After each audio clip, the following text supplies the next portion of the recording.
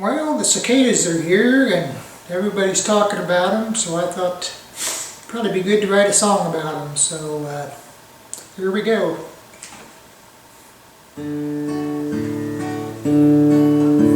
It's time for them to come out of the ground, and the air is full of their god-awful sound. I guess they do it just to find a mate, but it's a song that most people hate.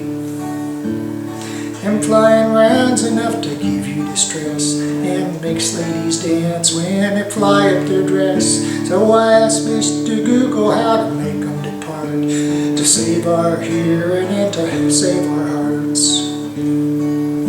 But I found something that I thought was neat, that some people say that they are good to eat. So I found some recipes and fired up the grill, and I'm gonna save some money on my grocery bill.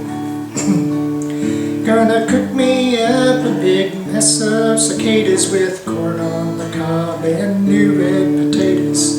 They got the protein of some good red meat, and if you cook them up right, you got a tasty treat. They taste like crawfish, but they don't have a tail. When you put them in a boil, they got a good smell.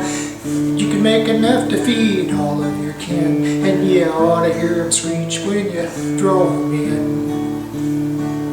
Gonna cook me up a big mess of cicadas with corn on the cob and new red potatoes. They got the protein of some good red meat, and if you cook them up right, you got a tasty treat.